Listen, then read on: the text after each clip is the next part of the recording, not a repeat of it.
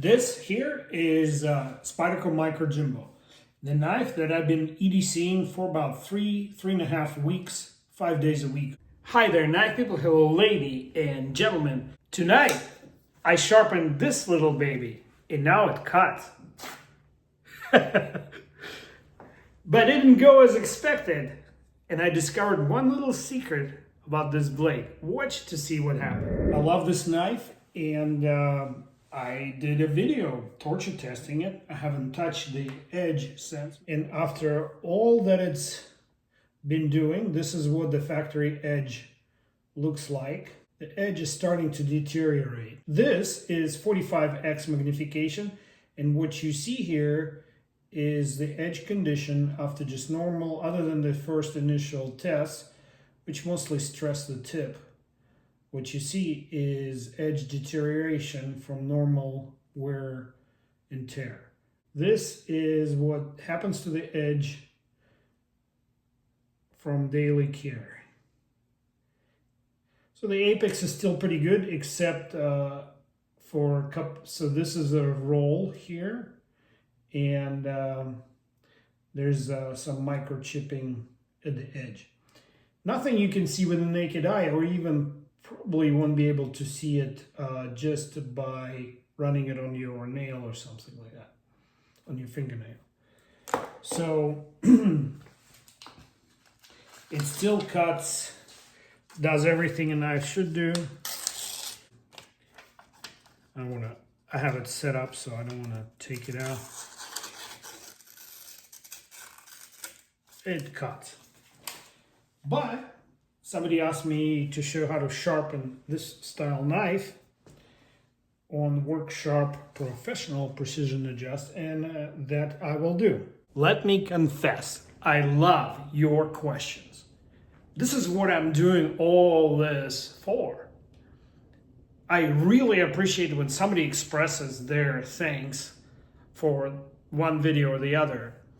But it's sort of food for my soul and food for my brain when somebody asks me a good question. Please continue to do so.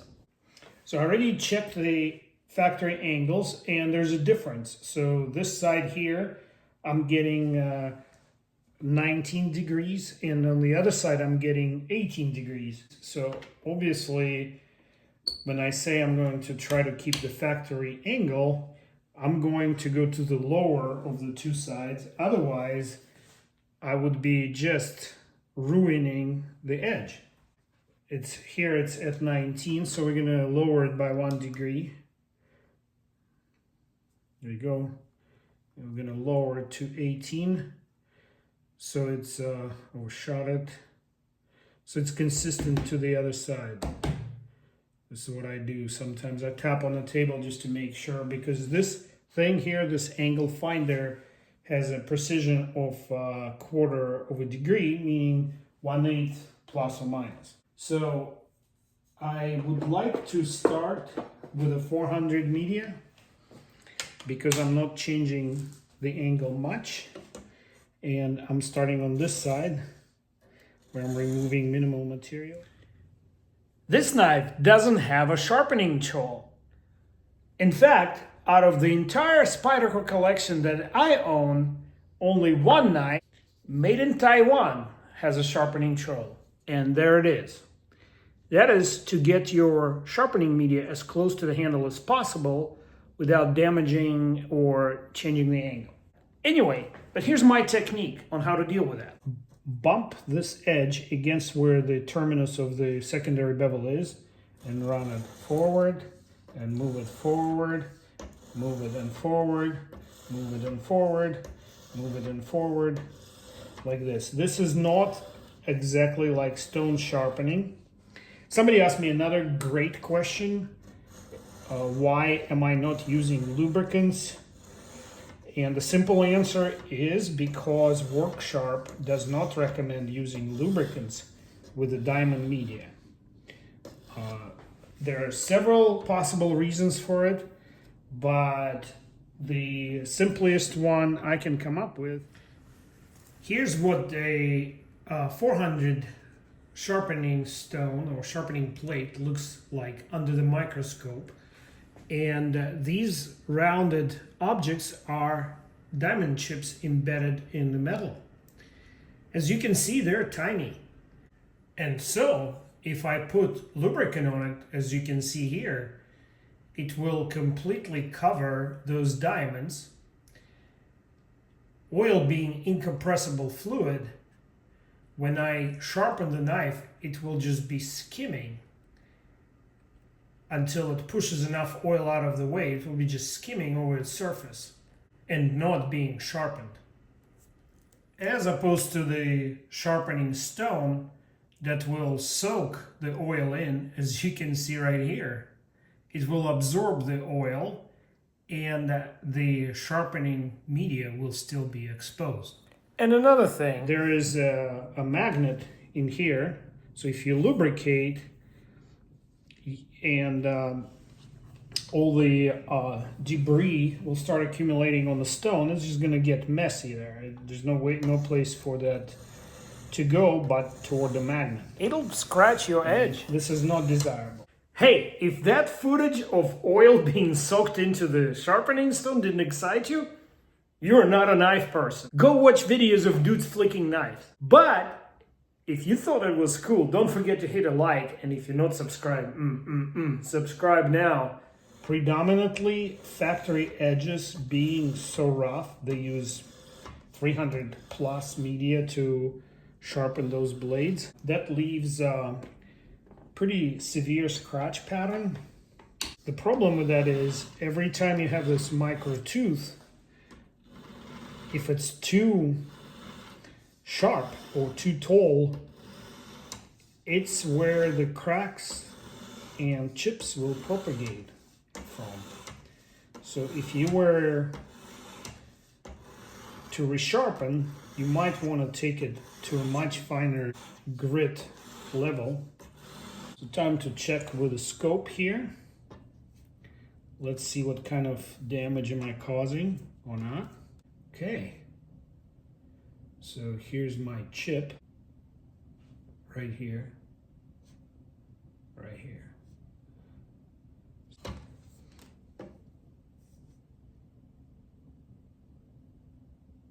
I think we got burr forming here. Where's our chip? There it is. Okay, I'm getting too hung up on this. Dr. Laren Thomas, the author of Knife Engineering and a creator, a designer of Magna Cut steel, people. He talks about it in his book and in several videos. If you get chipping at the edge, there could be several causes. Poor heat treat is one of them.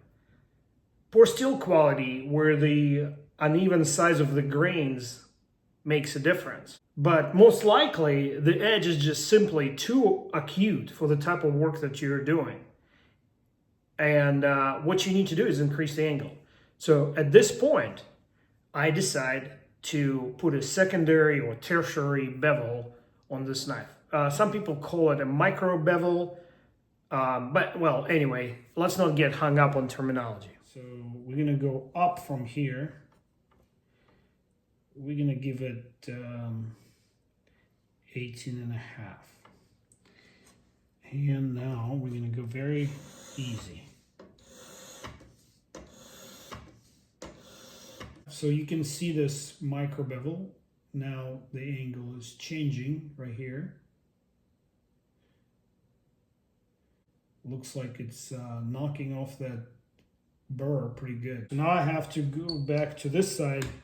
So that micro bevel kind of looked a little bit not so micro. Oh, that's slid. I don't like that. But when you come back on the other side, it'll take some of it off. So I'm gonna go too much here either. Yeah, I can feel it pushing the burr.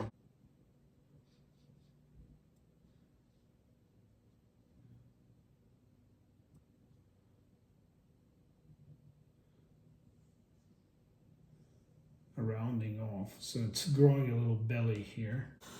I'm trying not to You know, it's not going to be visible to a naked eye, but you know, it's just like it's going to be there.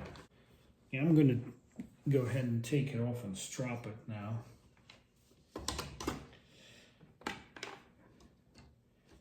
I'm overdue building me a new strap. You'll see how beat up my current strap is.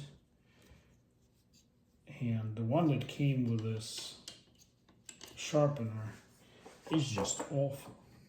Okay, move that out of the way here. Okay, so let me finger clean it again. Okay, let's see here. That's what it looks before stropping.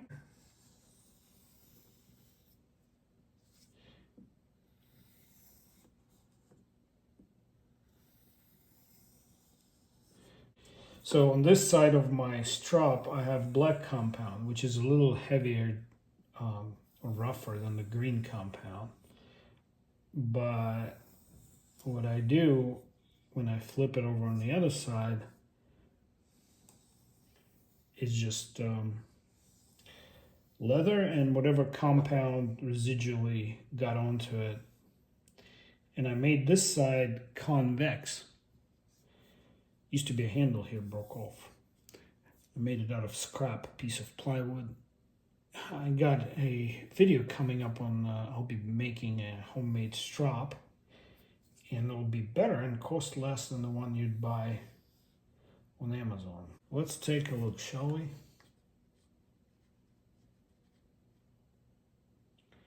Yeah.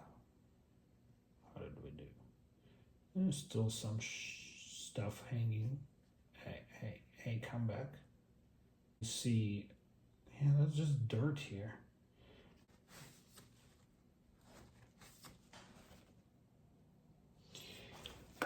So I'm gonna do some quick passes for that extra bevel there. I'm holding it nearly flat, so I'm not touching the apex on these passes. I just want it to look even.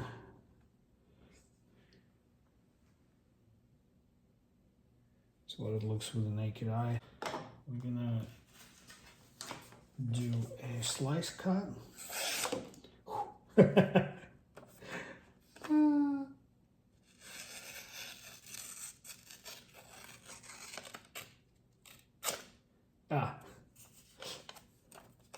Nice. Right, paper towel test.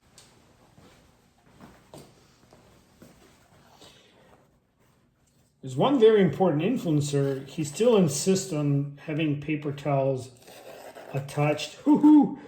All right, maybe you disagree with my technique, but the results kind of speak for itself. Look at this. Look at this cut here. So, you know, if I put tension on it, if it's still attached to the roll, any old knife will cut it. But if I just hang it in the air, yeah. And this tip, it gets in and it just rips through stuff. And if you haven't seen my videos, this is, let me show you what the texture of that paper looks like. See these fibers? It's all long, continuous fibers. I'm not sure what it's made of. Probably bleached cellulose and some synthetic crap. But these fibers, they catch on these micro serrations on the knife and they rip it. So what do I have here lying on the table? I have this. This is a German factory edge. Pretty sharp knife. I'm just going to show you for comparison. As I haven't been carrying, this is like a little slip joint. Yeah. So this is what unused factory edge looks like. And all these extra teeth there, see, it rips. It somehow these fibers that you saw don't let it through. Whereas if you sharpen it properly, look at this cut.